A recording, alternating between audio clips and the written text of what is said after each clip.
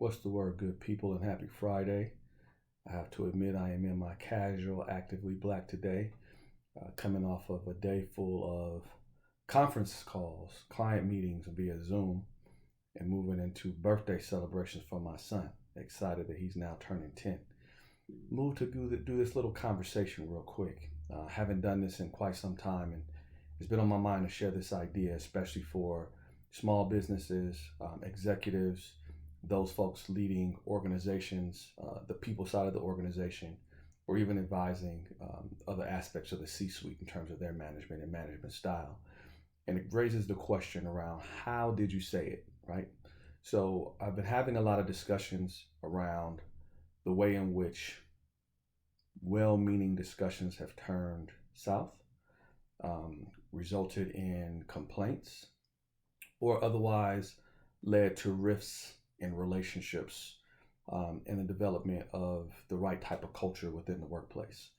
And in the process of exploring a lot of the background around relationships, leadership styles, various conversations, performance related meetings, even discussions around business terms, business deals, whether deals should or shouldn't be done, and the way in which those relationships have been impacted by various exchanges.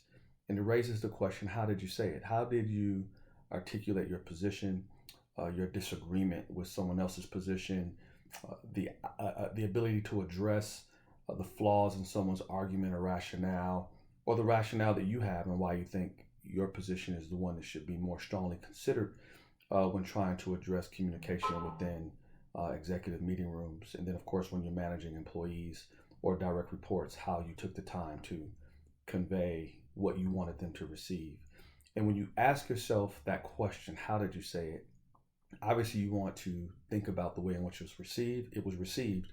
But from my perspective, more importantly, you want to think about it through the lens of the audience.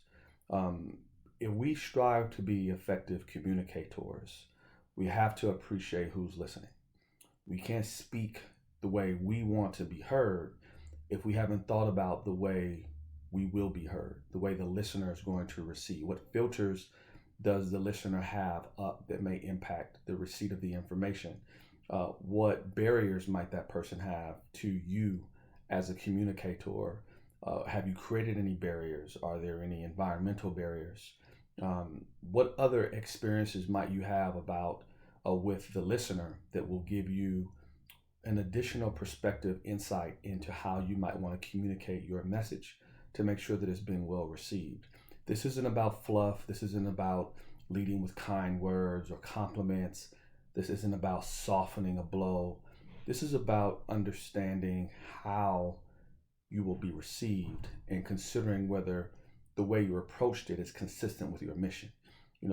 Did you set yourself up to succeed based on the person that you're going to be speaking to? And did you consider whether that person would receive your words the way you intended them to be received? Or did you kind of shove down their throats your message, no matter how clear and well meaning, how accurate any of those things might be? If you consider the reason that the communication failed, you might consider that you missed an opportunity to connect with who the listener is and what would have been a more effective way to communicate your message. Something to think about, and I'll do more of these going forward. Wishing everybody happy holidays and a great Friday and Friday weekend. Take care.